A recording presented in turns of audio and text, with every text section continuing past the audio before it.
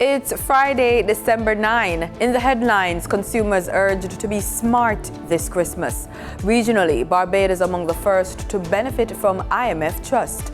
Internationally, UK charities open warm banks as the weather gets colder. And in sports, we have news on cricket and an update on the Qatar FIFA World Cup 2022. This is the news on PBC Jamaica. I'm Simone Absalom Gale.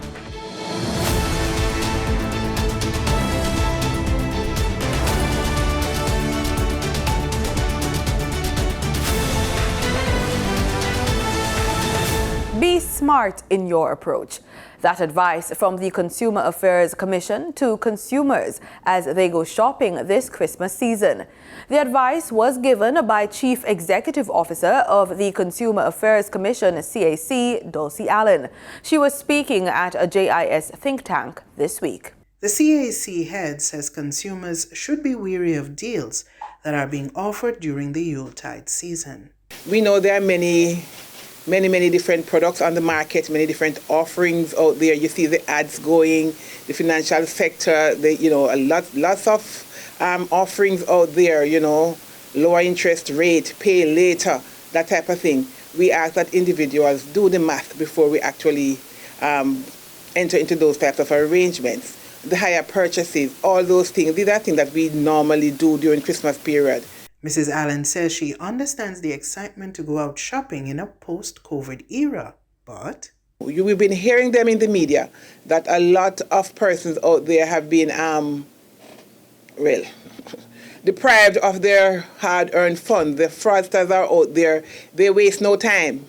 So it is important for you to be on the alert, be aware of what is happening around and take the necessary precautions. Mrs. Allen is urging consumers to be intentional in their shopping. We may find ourselves with some additional funds, but it is very important that we plan nonetheless, right? So we do our budget. What are my wants as opposed to my needs? Do I need, for example, to buy a new appliance this year? Or do I just feel like I should get one? Is it something that you can repair as opposed to purchase a new one? Little things like these we need to think about. Think about in your homes, do you have to change out all the drapes or you can just enhance? Think about all those things. What is it you're going to be doing this Christmas as you celebrate this festive season? The CAC is an agency of the Ministry of Industry, Investment and Commerce and has a responsibility to protect consumers. It carries out its mandate through consumer education, the handling of complaints, and by conducting market surveillance. For the news on PBCJ, I am Carla Thomas Hewitt. Prime Minister Andrew Holness and Commissioner of Police Major General Anthony Anderson met with senior officials of the United States Department of Justice and security agencies on Thursday. In a statement on his Facebook page, Mr. Holness says the group discussed extensively the growing threat of transnational criminal gangs, organized criminal violence, and trafficking of illegal guns. He says they also reviewed existing programs and partnerships and identified gaps which they'll be closing and new opportunities to advance collaboration. According to the statement, quote, "We were assured that the United States is taking even greater steps to deal with the problem of illegal export of firearms, and we're pleased to note the passage of the bipartisan Safer Communities Act, which creates a legal framework to interdict and prosecute persons illegally exporting guns from the United States." End quote. The bill was passed in June of this year. Mr. Holness says the meeting represents a firm step in crushing criminal networks overseas, including foreign dons and gun traffickers who are soliciting, directing, or sponsoring crimes in Jamaica. The number of students in our Sixth Form Pathways program is historic. That's the word from Education and Youth Minister Favour Williams. Addressing the matter in Parliament this week, Minister Williams said more than 20,000 students are now enrolled in the program. Madam Speaker, Sixth Form Pathways program ensures our students have the National Vocational Qualification of Jamaica certification. We're ensuring employability We're ensuring personal and professional development along with career guidance. She notes that when the ministry only had the traditional Caribbean Advanced Proficiency Examination Program, CAPE, only about 8,000 students would go towards that, and others had to find other things to do. The beauty of these many pathways, Madam Speaker, is that a student coming in on pathway 3 can aspire to be in pathway 1, which is the traditional pathway. Before now, the traditional CAPE pathway may not even have been a thought. During the program, some students pursuing CAPE are in pathway 1, while those who will participate in technical and vocational courses are in pathway 2. Pathway 3 facilitates students who do not have passes in the Caribbean Secondary Education Certificate and will be able to resit subjects or acquire certificates. The government this fiscal year is investing approximately $1.5 billion for grants for operations, staffing, materials, among other things, in our secondary schools to include exam subsidy for the Sixth Form Pathways program. So what are we expecting the Sixth Form Pathways program to deliver? Increased certification, higher skilled human capital coming out of our schools, increased entrepreneurship and business development, better interpersonal and problem-solving skills, better communication skills, better conflict resolution, higher order critical thinking.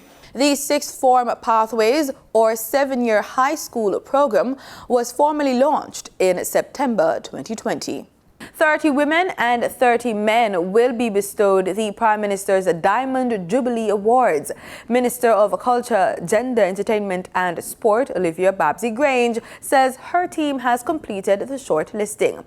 The awardees are being recognized for their contribution to the development of Jamaica. This is being done as one of the celebratory activities under the Jamaica 60 celebrations. I'm pleased to report that Jamaica's first woman Prime Minister, the Most Honorable Portia Simpson Miller, and Dr. Mavis Gilmore, former Minister of Education and Member of Parliament for St. Andrew West Rural, will be receiving special awards for their contribution to more than 7 of the 15 priority areas that are used to select nominated Jamaicans for their contributions to Jamaica's national development. Minister Grange made the disclosure as she opened the debate on a motion in the House of Representatives on December 6, calling for the amendment of the standing orders to establish the bicameral caucus of women parliamentarians. Those 7 of the 15 priority areas fall under Jamaica's National Development Plan, the Beijing Platform for Action and Sustainable Development Goals.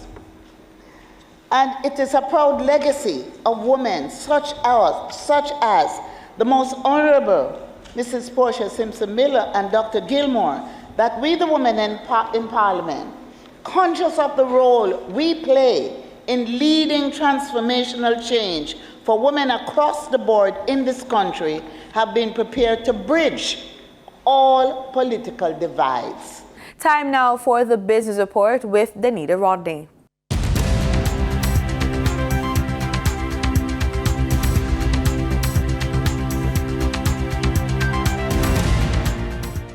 The Insurance Association of Jamaica, IAJ, is advising that the property insurance market is in crisis and that homeowners should expect to feel the effects in the coming months.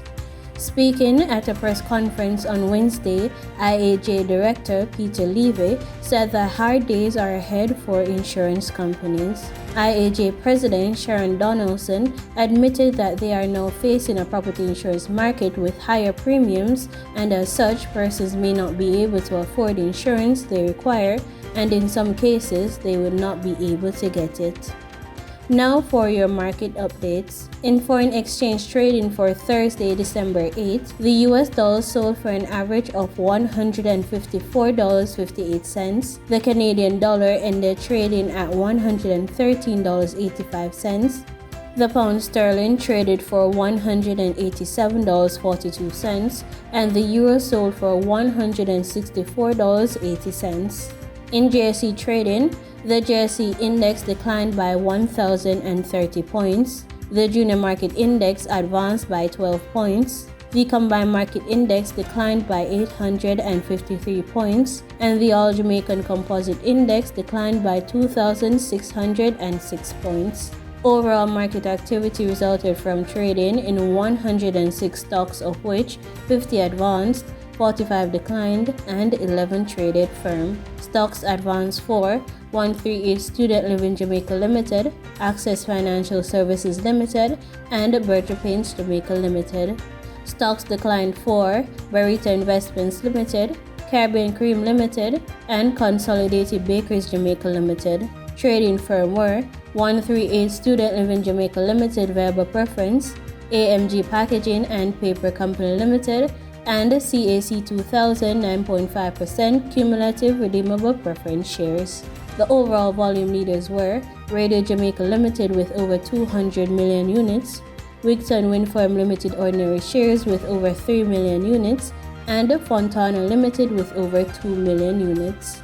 In regional stocks, on the Trinidad and Tobago Stock Exchange, Clico Investment Fund was the volume leader with over 60,000 shares, followed by Calypso Microindex Fund with over 3,000 shares being traded.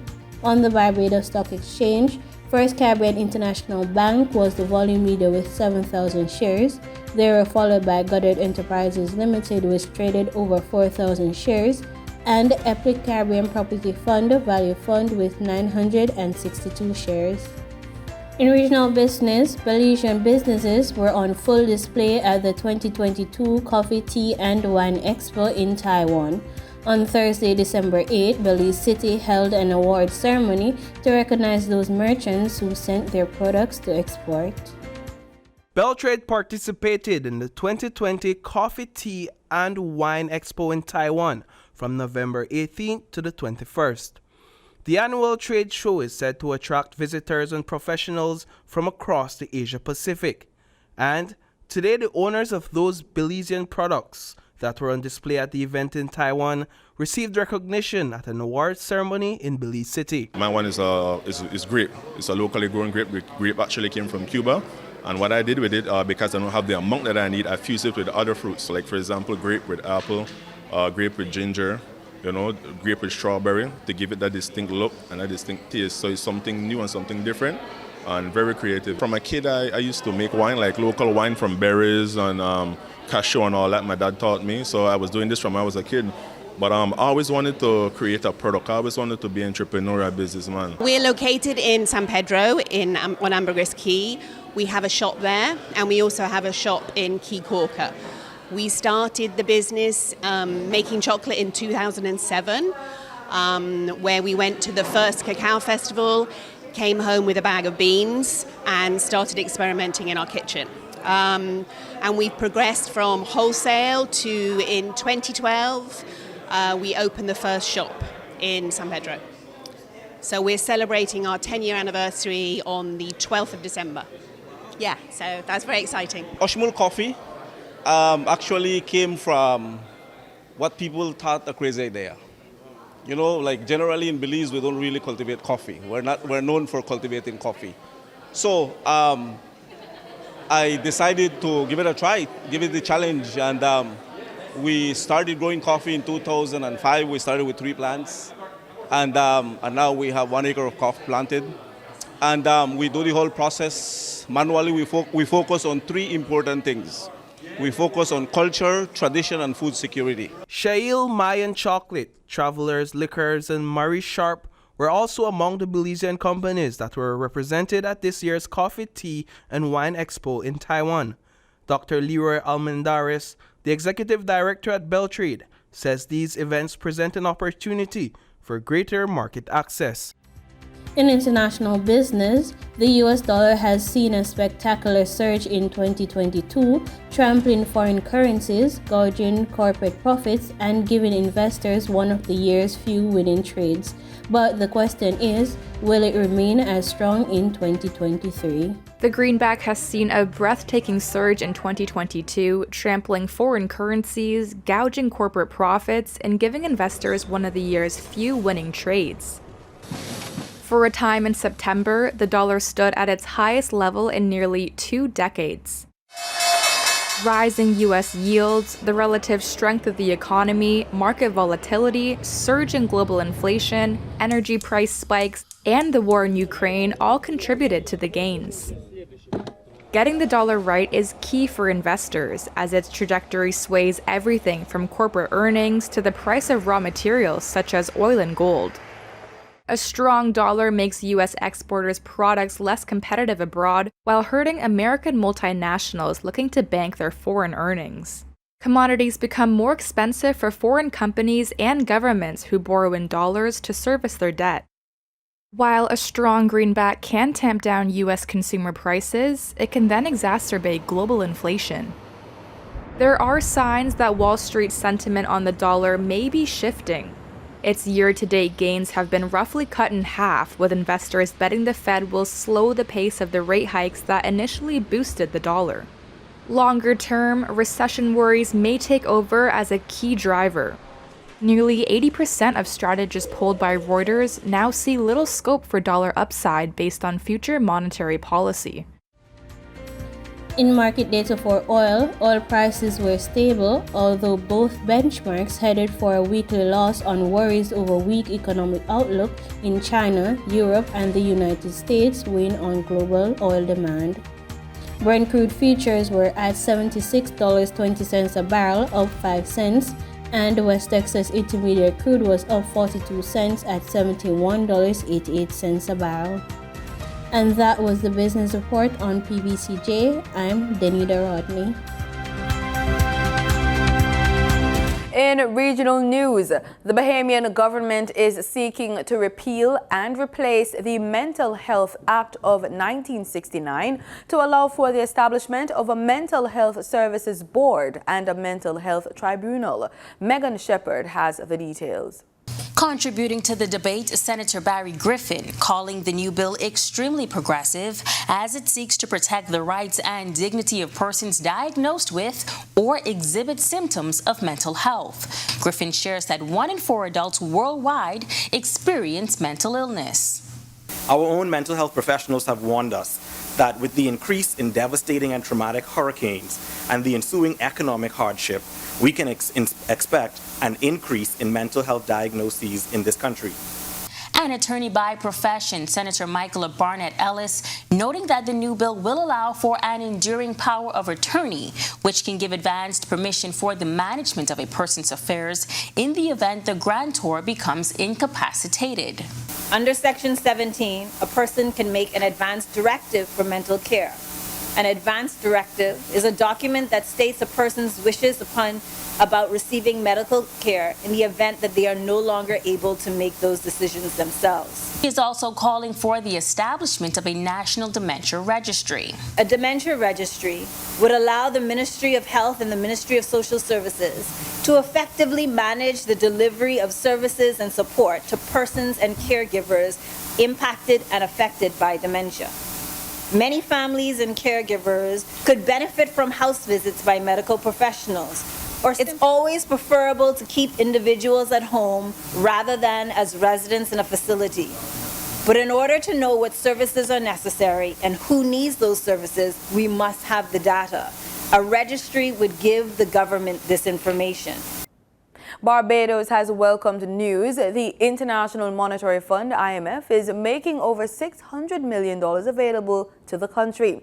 Prime Minister Mia Mottley is pleased Barbados is among the first in the world to benefit from the recently established Resilience and Sustainability Trust. For the last 4.5 years, I can say without fear of contradiction that we would not have been able to manage where we have gotten as a country without this young man, Dr. Kevin Greenidge, who has been selfless. Kevin, stand for those who don't know you now. I want the kids to know you and see you. But when you're done, you're going to go and talk to them.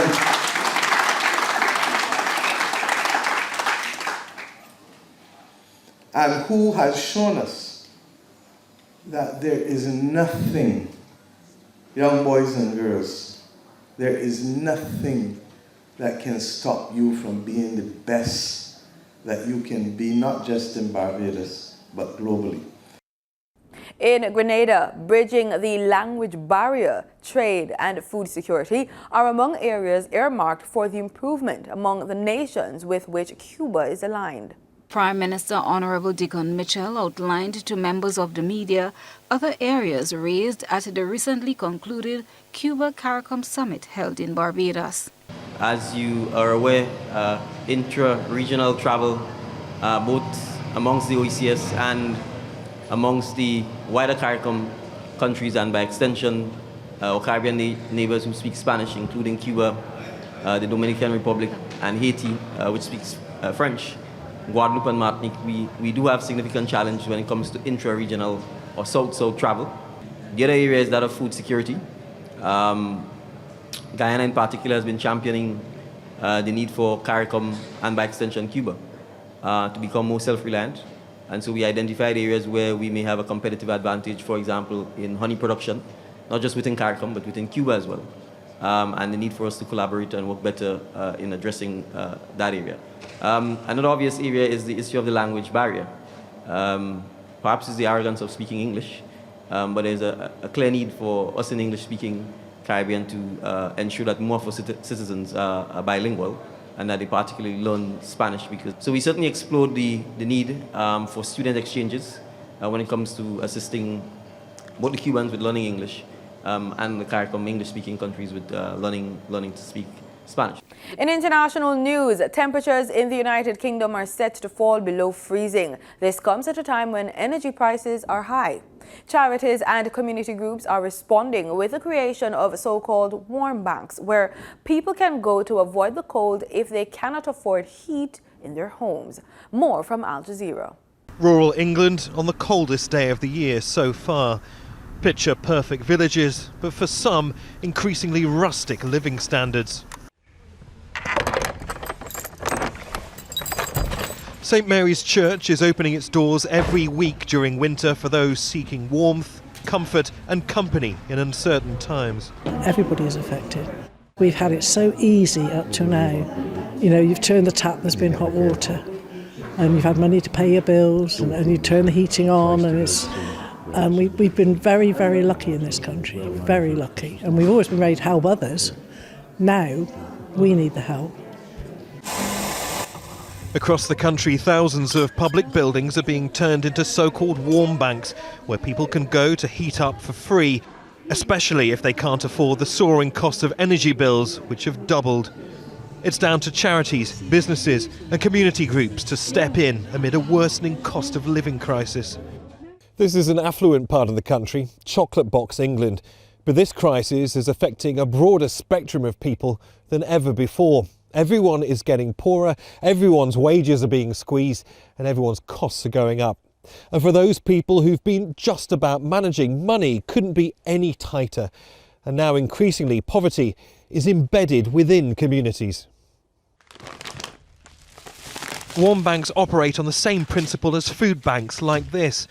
Volunteer Joe Payton is packing surplus goods destined for people who can't afford to feed themselves or their families. We've seen, I guess the last month is we're seeing people that are working or people who've been on benefits but they've coped, and now they've got to the stages, there's nothing left. There's nothing left for me to put on the meter. I can't put the heating on because I haven't got any money left this week. The UK is the only G7 country with a smaller economy than before the pandemic, and inflation is at its highest in 40 years.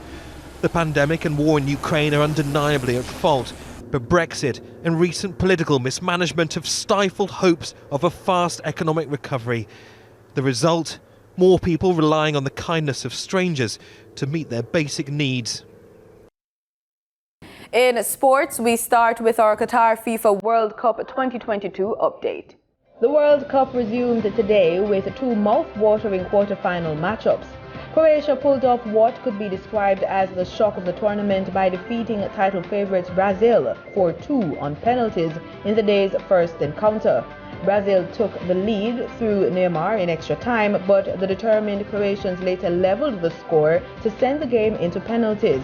Lionel Messi and the Argentinians will face a tough test when they tackle the Netherlands later in the day. The winner of this matchup will advance to the semi-finals, where they will face off with Croatia. In the second set of the quarter-final matches set for Saturday, Morocco will face off with Portugal at 10 a.m., followed by the blockbuster encounter between England and France at 2 p.m. Winners of both encounters will meet in the second semi-final. The West Indies are facing an uphill climb in the second test of the two-match series currently being played at the Adelaide Oval in Australia. The Aussies posted 511 for 7 declared, with Travis Head top scoring at 175 not out and Marnus Labuschagne supporting with 163. Devon Thomas ended with bowling figures of 2 wickets for 53 runs and Alzarri Joseph with 2 wickets for 107 runs. The West Indies in their reply were 102 for 4 with Anderson Phillip, the night watchman not out on 1 and Tangerine Chandapur not out on 47 at the end of day 2. The home team won the toss and decided to bat, and the West Indies found some early success in the 9th over when the dangerous David Warner was dismissed for 21 by Alzarri Joseph. By the tea interval, the match was still at a reasonable state with the score on 189 for 3 following the fall of 2 quick wickets. But the good news for Craig Brathwaite's team ended there. Marnus Labuschagne and Tim Head settled in for a 299-run unbeaten 4th wicket partnership to leave Australia firmly in control at 330 for 3 at stumps on day 1. Labuschagne celebrated his elevation to the world's #1 batter with yet another century. He's on 120 not out, while Head will also return on day 2 with 114 to his name. The West Indies, meanwhile, have multiple injury concerns. Pace bowlers Kemar Roach and Jayden Seales were both ruled out, while Cal Mayers, arguably the best bowler in the first innings at Perth, was also sidelined due to a shoulder strain. This added to Nkrumah Bonner, Raymond Reefer and even emergency replacement Marquino Minley, who limped off today on his Test debut. Cricket West Indies selection panel named the 15-member Women's Under-19 squad for the ICC Women's Under-19 T20 World Cup in South Africa, coming in January 2023. The squad will again be led by batting all-rounder Ashmini Munisa, who captained the team against USA and India earlier in the year. The full squad is Ashmini Munisa captain, Asabi Calendar, Jazara Claxton, Nigini Kumbabach, Ushina Fontaine, Janelia Glasgow, Relena Grimond, Trishan Holder, Zaira James, Geneva Joseph, Katie Jazz Mitchell, Shalini Samaru, Chanel Sau, Lena Scott and Abini Senjin. The ICC Women's Under-19 T20 World Cup will feature 41 matches and it will be played from the 14th to the 29th of January in South Africa. The official warm-up matches will be from the 9th to the 11th of January and the 16 participating teams will play in 4 groups in the preliminary round. The West Indies have been drawn in Group C alongside New Zealand, Ireland and Indonesia and will face the Irish in their first match on January 15th. Well, the Cricket West Indies selection panel today named a 14-member squad for the third and final CG United one-day international against England on the 9th of December at the Sir Vivian Richards Stadium in Antigua. There is one change to the 14-member squad from the first 2 matches, as Karishma Ramharak has been replaced by Kishona Knight. The full squad is Hayley Matthews captain, Shakira Selman vice-captain, Aliyah Alain, Shermaine Campbell, Afi Fletcher, Sherry-Ann Fraser, Shabika Gajnabi, Shanetta Grimond, Chanel Henry, Kaisia and Kishona Knight, Shadeen Nation, Kaisia Schultz and Rashada Williams. And that's the news on PBCJ. You can follow us on our social media platforms at PBCJamaica. Thanks for watching.